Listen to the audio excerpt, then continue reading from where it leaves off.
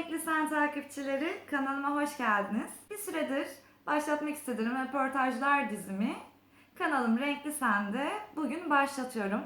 İlk konuğumuz Killahens Arts Kolektif'in kurucusu Kaynak Dönmez. Sözü ona bırakıyorum. Hoş geldin Merhaba, Renkli Sen kanalına. Nasılsın? Neler yapıyorsun karantina günlerinde? Hayat nasıl geçiyor? iyiyim. Herkes gibi biz de evdeyiz tabii ki. Karantinadan etkilendik. Çok ev gibi durmuyor orası şu an. Evet, arka Süper. taraf burada küçük bir alan var böyle. Aslında hemen şeyin yanındayız, köprünün yanındayız, Ortaköy'deyim. Ha, süper. Şehirden kaçmaya çalışıyoruz biz de ama biliyorsun şehirler arası yollar hala kapalı olduğu için bir aya yakın bir süredir çıkamıyoruz. Aslında amacımız biraz güneye inip yazlıkta kalmak.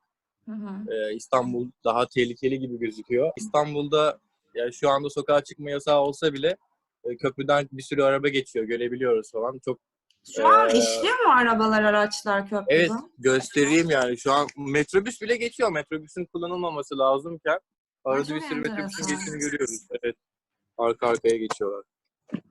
Ben normalde kendi işimle uğraşırken de evde çok kalmam gerekiyor. Yani mesela sosyal medya ortamında PR yaparken, paylaşımlar yaparken veya bizim galerimizde biliyorsun online art galeriyle uğraşırken ya genel organizasyon yaparken bile genelde işim benim telefonda insanlarla konuşarak, Hı hı. insanları buluşturarak veya video yaparak, bu tarz animasyon yaparak bir şekilde bilgisayar başında evde olarak geçiyor. Ama tabii sanatçılarla buluşamıyoruz.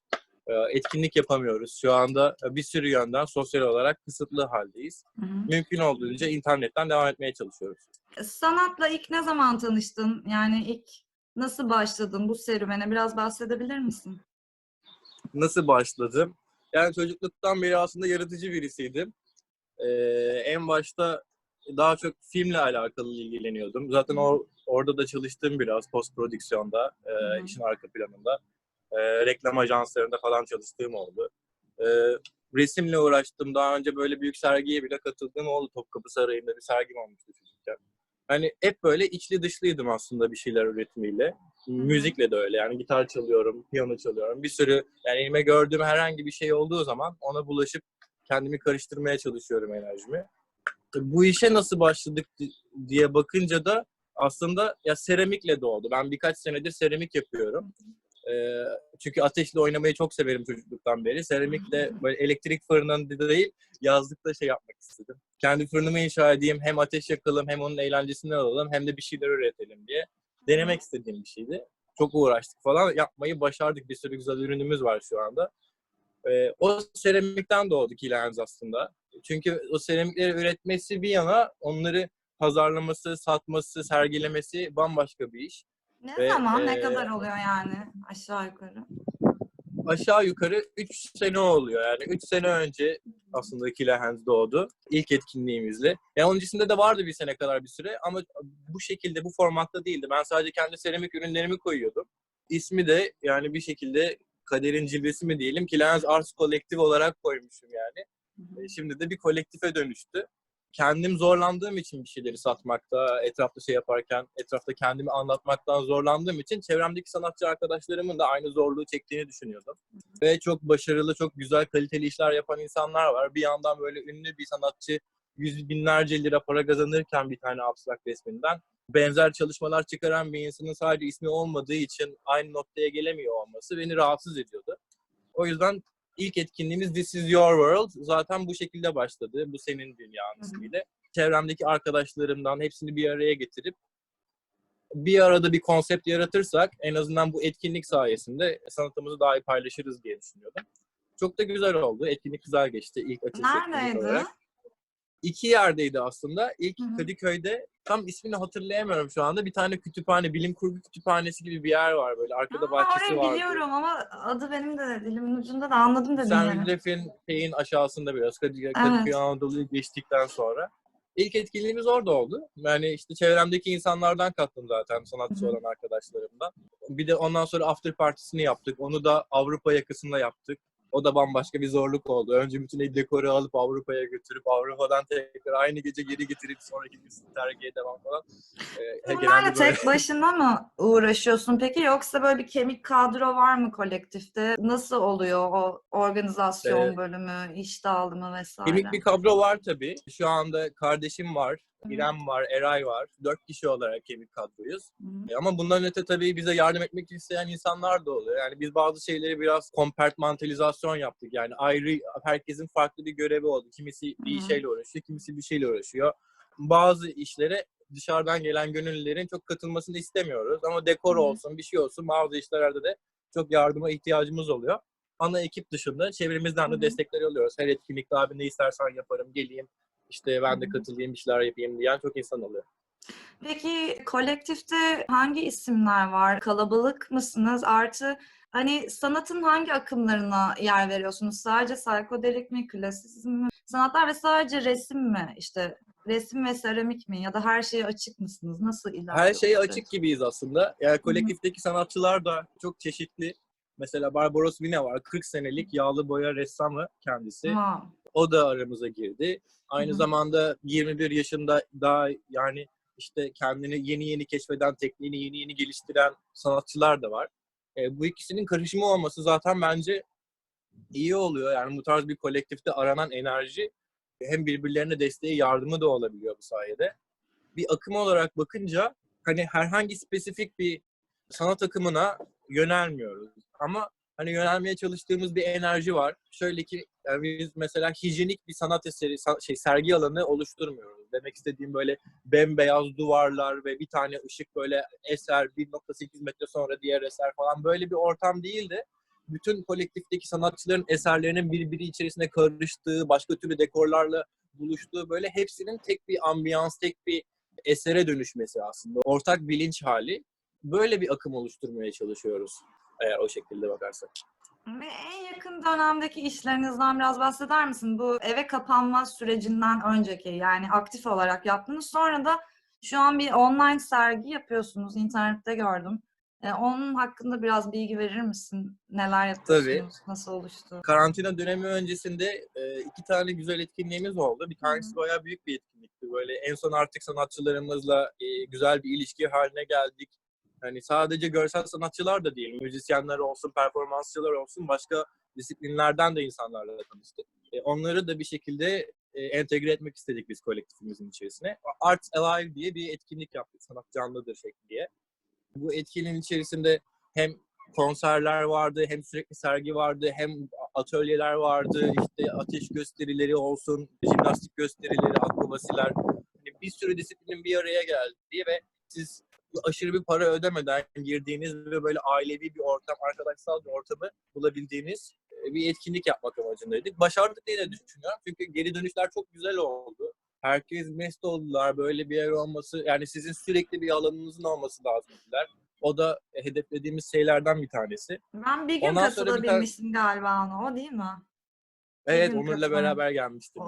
Şu yukarıya link bırakacağım. O izleyiciler merak ediyorlarsa oradan küçük bir video çekmiştim. Oradan izleyebilirler. Bir tane de hafta içi etkinliği yapabildik. Bunun tekrar tekrar olmasını diliyorduk aslında. Venus Rising diye bir küçük konser yaptık. Bütün işte eserlerimizde, etkinliklerimizde zaten hep bir sergi alanı oluyor. Bunda da vardı küçük bir sergi alanımız. Alanımız biraz sınırlı olduğu için etkinliğin içerisinde sınırlı tuttuk ama bir shop alanı, sergi alanı ve böyle ailevi, sanki evde böyle küçük birbirimiz aramızda çalıyormuşçasına böyle konserlerin geçtiği, konserler arasında molaların olduğu ve insanların birbiriyle konuştuğu içten bir etkinlik oldu. Onu da tekrarını yapmak istiyorduk. Ancak işte bildiğin gibi koronadan dolayı şu anda çok mümkün değil.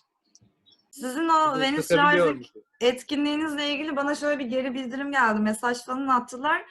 Sanatçıları da çok beğenmişler ama ortamı inanılmaz beğenmişler. Bir tane izleyicim, ya ne kadar güzel bir ortam, işte hani her zaman oluyor mu böyle etkinlikler, bu sergiler nerede oluyor falan gibi bana bir geri Keşke bildirimde inşallah. bulunmuştu. Okey, online sergi gördüm ben şu sıralar, internette dolaşıyor. Görüyorum. Evet, Nasıl bir şey? Neler var içinde? durumlar şöyle. Bizim zaten hep aslında bir online sergimiz vardı. Yani 2 senedir internet sitemiz var. Sitede de sürekli ben bu online sergi havasını yaşatmak istiyorum. Ama bu duruma özel olarak ayrı bir sergi yapmak istedik. hem şu anda zaten var olan eserlerimizi orada sergileyerek farklı bir formatta hem de karantina dönemi içerisinde sanatçıların evlerinde yaptığı çalışmaları koyarak bu dönem ilerledikçe de oraya çeşitli update'ler yapıp, yenilemeler yapıp yeni gelen eserleri ekleyerek böyle bir sergi alanı oluşturmak istedik. Şu ana kadar da geri dönüş çok güzel oldu. İnşallah daha da güzel olur. Nasıl izleyebilecekler? Nasıl online sergiye katılım sağlayabilecek insanlar? Direkt ana sayfamızda gözüküyor link en tepede. Hı hı. Onları hesaplardan bahsettiğimiz zaman buralara girip keşfedebilirler. Sitemizden de bakabilirler. Kilenz.com üzerinde bizim etkinliklerimizin haberleri olsun. Bu online galeri olsun veya sanatçılarımız daha önce yaptığımız işler olsun. Hepsini görebilecekleri sayfalar var. Okey. 2020'de peki sanatın geldiği noktayı nasıl değerlendiriyorsun? Bayağı bu işlerin içinde bir insan olarak. Ben çok iyi değerlendirmiyorum açıkçası. Bam. Çünkü şu an... Çünkü sadece Türkiye'de de değil, dünyada zaten böyle bir enerji var. Ama Türkiye'den bahsedeyim. Hani isim vermek istemiyorum şu sergidir, bu sergidir diye ama işte büyük, etrafta böyle reklamlarını gördüğümüz sergiler genelde insanlar böyle ben işte sanat severim şeklinde böyle önüne gidip fotoğraf çekilip o fotoğrafı sosyal medyada paylaşıp ama aslında sanatla alakalı içli dışlı herhangi bir şey yapmayan insanlara hitap eden böyle etkinlikler oluyor. Mesela bizim gibi veya başka türlü daha yeraltı, underground dediğimiz veya daha küçük kolektiflere çıkılabilecek destekler ya da başka sanatçılara çıkılabilecek destekler hep yer etmiş çok büyük şirketlere verilerek yani daha doğrusu peşkeş çekilerek bir şekilde ya olay paraya dönmüş durumda insanların kafasında ve geriye kalan toplumun kafasında da ben sanat severim işte bakın şu kadar para verdim şu sergiyi gezdim şeklinde bir algı içindeler. İkisi birbirini besliyor zaten. Öyle insanlar olduğu için onlar para kazanıyorlar. Onlar para kazanınca reklamlarla böyle insanlar oluşuyor. O yüzden bence iyi bir yerde değil yani. O insanlar mesela gidip o sergide fotoğraf çeken insanlar kendi arkadaşları mesela sanatla uğraşıyor. O bilet parasının yarısını arkadaşının resmine bile vermeyi yapıyor. Fazla görüyor. Ama öte yandan önünde gidip bir selfie çektiği zaman sanatçı olmuş, sanatla ilgilenen insan olmuş oluyor.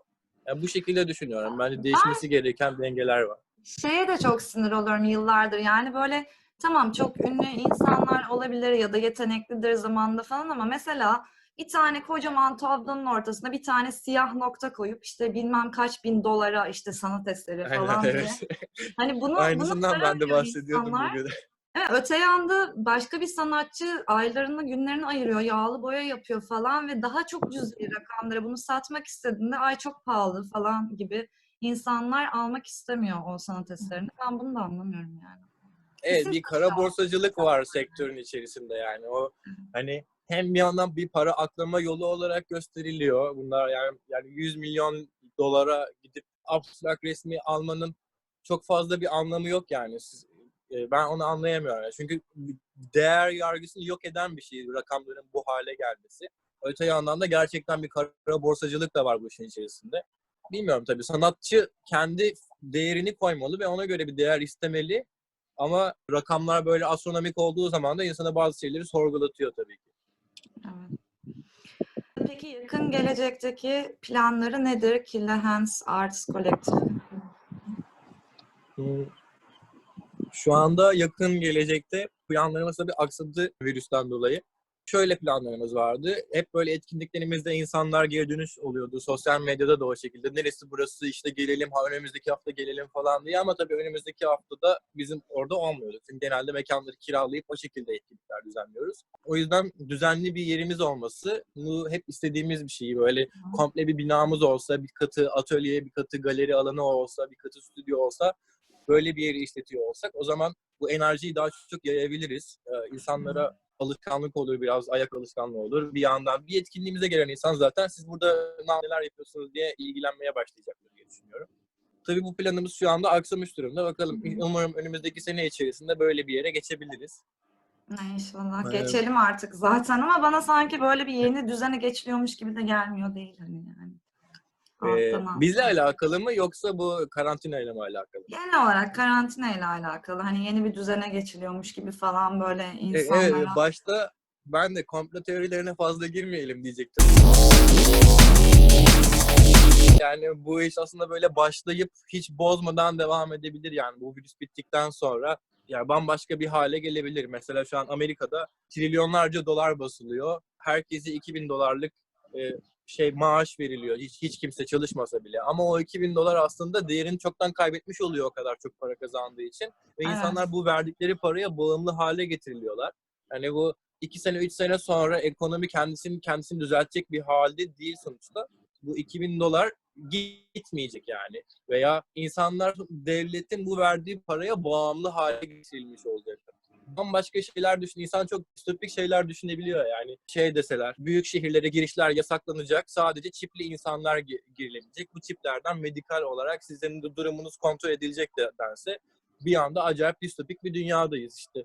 Buna uymamanın şu kadar para cezası vardır. Yani bu tarz zaten aşırı söylemleri hep duyduk hayatımız boyunca. Ve ne kadar şok geçirsek de bir sürü habere aradan birkaç ay geçiyor, unutmuş oluyoruz ve normalite olmuş oluyor. Bu durum da bu hale gelebilir gibi geliyor yani. Bu durumu kullanaraktan bize distopik bir dünya yaratmakta hak görebilirler kendileri. Bana da öyle geliyor ve tamamen de bilim kurgu filminin içindeymişiz gibi geliyor. Yıllarca izlemedik mi biz bunları? Hep izlediğimiz şeyleri İzledik, aslında biraz yaşıyoruz. O da çok alışmışız gibi acayip. geliyor bir an. Aynen. O da Yani zaten bir senaryo. komplo teorisi yani. Onları izliyor olmamız da belki bunlara alışmamız içindi. Ama işte çok da bu konulara girmesek daha iyi bence. Okey. Tamam. Peki son olarak insanlar size nereden ulaşabilir, nereden takip edebilir, hangi hesaplarda aktifsiniz? Bahsetmiştik aslında. İnternet sitesinden takip edebilirler. Orada daha resmi olarak paylaşmaya çalışıyoruz. Yani bir etkinlik kesin olduğu zaman orada koyuyoruz. Eserlerimiz geldiği zaman, herhangi bir sıkıntı olmadığı zaman, bir şeyler netleştiği zaman oraya yerleştirmeyi seviyoruz. Ama Facebook hesabına bakarlarsa bizim nelerle uğraştığımızın haberlerini alabilirler veya Instagram'dan günlük hayatımızda neler olup bitiyor, neyle uğraşıyoruz o sırada onları yakalayabilirler. Neyle ilgilendiklerine bağlı. Sadece büyük haberleri almak istiyorlarsa sitemizi arada bir kontrol etmeleri veya Facebook sayfamıza girmeleri yeterli. Kaynakçım teşekkür ediyorum vaktini ayırdığın için. Ben çok teşekkür Karantinada ediyorum. Çok güzel oldu. bol bol Evet, sağlık heyecanlı ve bir konuşma mutluluk oldu benim için. diliyorum. Ben de aynı şekilde karantinanın en kısa sürede bitmesini diliyorum ki beraber yüz yüze yapalım bu konuşmaları yeni etkinliklerde. Görüşelim. Sanatçılarımızla buluşalım. Öpüyorum. Görüşürüz. Kendine iyi bak.